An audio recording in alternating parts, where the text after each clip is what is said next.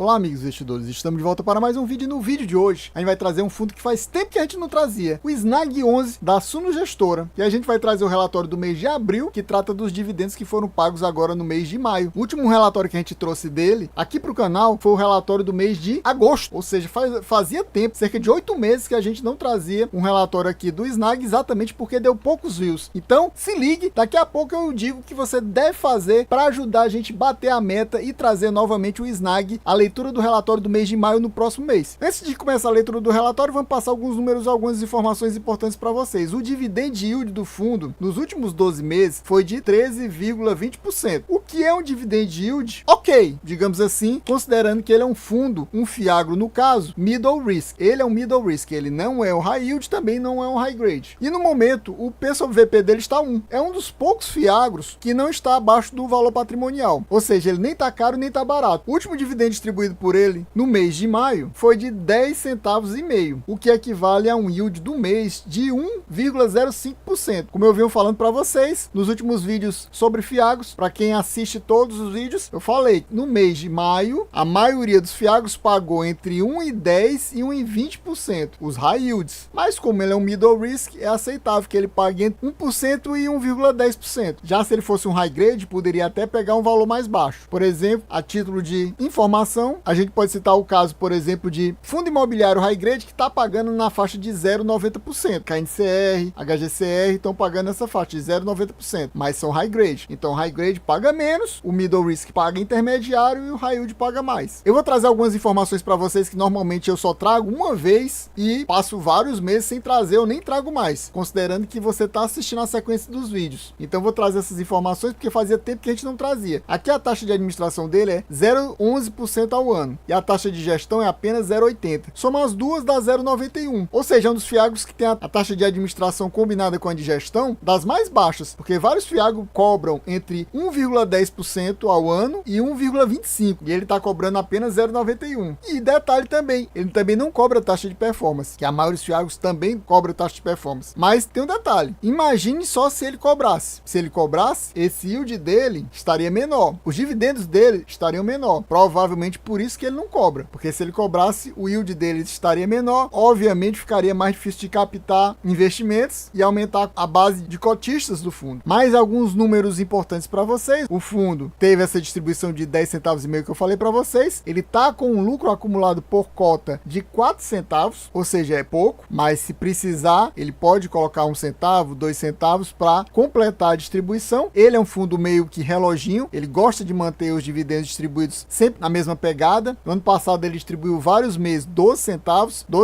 quando ele era base 100, que ele era um fundo base 100, era 1,20, passou a base 10, aí passou para 12 centavos, aí depois distribuiu 11 e já está com 4 meses com essa distribuição do mês de maio de 10 centavos e meio. A quantidade de cotistas dele está bem alta, quase 90 mil. Se você ver o meu último vídeo que eu fiz sobre ele, vou colocar aqui em cima no topo um cardzinho e você vê, ele tinha uma quantidade de cotistas menor, o fundo era menor, o fundo atualmente está com R$500 milhões na carteira, na época era 300 milhões, ele estava emitindo e pelo jeito ele conseguiu captar mais do que ele queria. O valor patrimonial da cota dele é R$10,08 e ele está atualmente com 0% de inadimplência, ou seja, está todo mundo pagando em dia o fundo. Destaques do mês: nesse mês a carteira permaneceu inalterada, ou seja, ele nem comprou e nem vendeu nada. A rentabilidade do fundo atualmente ultrapassa o benchmark dele, que segundo ele aqui é IPCA mais 7%. Ele ultrapassa isso em 3,5%. Em abril, esse relatório do mês de abril, lembrando isso, teve um resultado de 4.929.000, o que equivale a 9 centavos e 9 décimos, praticamente 10 centavos. Aí ele disse que foi impactado negativamente devido ao menor número de dias úteis. Pessoal, isso aqui não é verdade. Eu não sei por que ele está falando isso, porque os outros fiagros que eu fiz vídeos, eles mostram exatamente o contrário. Março teve 20 dias úteis, abril 22 dias úteis. Abril foi um dos meses que teve mais dias úteis no ano. Se eu não me engano, ele empatou com janeiro, que janeiro teve mais dias úteis também. Quem teve menos dias úteis foi fevereiro, principalmente, foram uns 18, e depois março, mas março, claro, que teve mais do que fevereiro. Então isso aqui não faz sentido não. Ele disse como fosse esse impacto aqui tivesse causado essa redução no resultado do fundo, mas não faz sentido, como eu falei para vocês. Março teve 2 dias úteis a menos. Eu não sei se ele falou isso também no de março. Isso aqui poderia ter sido um erro se a gente não vê que realmente teve uma diminuição dos rendimentos. Ele disse que foi isso, mas faria muito mais sentido ele dizer que foi porque teve uma queda de meio ponto percentual no mês de março, e isso afetou a receita de juros do fundo no mês de abril. Só que, nos outros fiagros que eu analisei, normalmente, na maioria das vezes, não foi em todos os casos, porque na maioria dos fiagros o que acontece muito, tem devedor que paga trimestralmente, semestralmente, isso aí dá uma confusão, tem mês que ele recebe mais, tem mês que ele recebe menos, acaba afetando esse resultado de receita de juros. Aqui não, aqui ele recebe de todos os devedores de forma mensal, então na maioria dos fiagros, o que aconteceu foi um aumento da receita, quando não teve esse problema de devedor que não pagou no mês, e reduziu por causa disso. Apesar de no mês de março, que afetou os resultados de abril, ter tido uma queda de 0,5 ponto percentual na Selic. Ele poderia justificar dessa forma, mas não. Justificou porque teve menos dias úteis. Aí ele fala que a gestão decidiu distribuir 10,5 centavos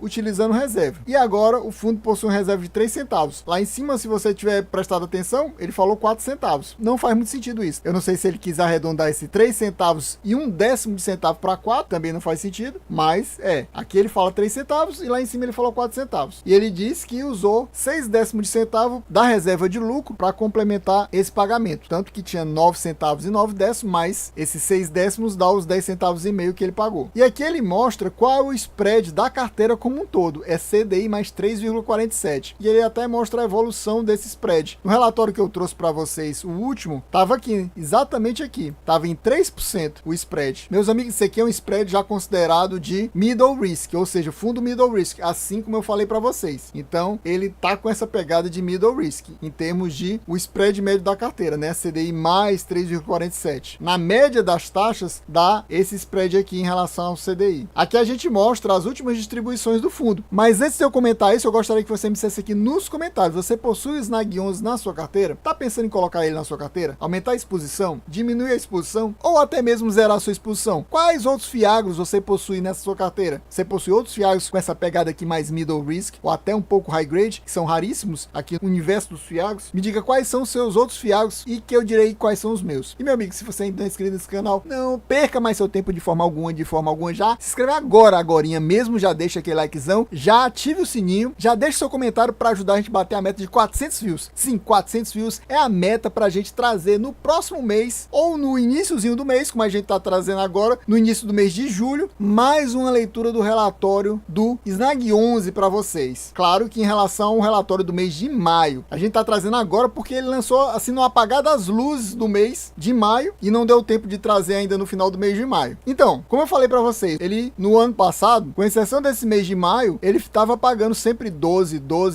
Na realidade aqui nessa época ainda era R$1,20, mas só que ele já tá desdobrando para a base 10. Aí era 12 e depois teve uma queda para 10, deu uma subidinha para 11 e aí ficou 10,5 desde janeiro. 10,5 e esse 10,5 aqui foi o que foi usado para pagar em maio. Aqui temos a DRE do fundo, o que não é ideal para mim. O ideal para mim é um ano todo, ou pelo menos 6 meses, mas aqui tá no mínimo do mínimo aceitável para mim, que é 3 meses. Pessoal, aqui tem uns errozinhos de conta. Eu não vou ficar discutindo muito isso, mas eu já percebi esse erro, os números não batem. Vamos lá. Primeiro, por que eu sei disso? Porque a soma dessa receita com essa despesa e com essa reserva de lucro é para dar esse valor aqui. Essa reserva de lucro é para vir desse resultado não distribuído no mês anterior. Então, aqui era para vir para cá e não veio. Era para ter 1,5 milhão aqui, 1.502.000 aqui e tá 1.867.000. Não faz sentido. Tem um erro aí já de cara. Então, no caso, era para ter esse 1 milhão vindo para cá, soma com esse, subtrai das despesas e daria um resultado aqui. Seria aproximadamente 7.117.000. Subtraindo o valor que foi distribuído, 5.250.000, sobraria 1.912.000, que era para vir para cá. Aí você vê como tem uma combinação de números errados. Esse aqui era vir para cá e também não veio. Então tem muita coisa sem sentido. Se você tirar esse valor aqui, é para ser esse valor menos esse, e não é. Se você fizer as contas, daria mais de 2.200.000 e fica 1.867.000. Então tem alguns erros aqui que atrapalham as contas da gente.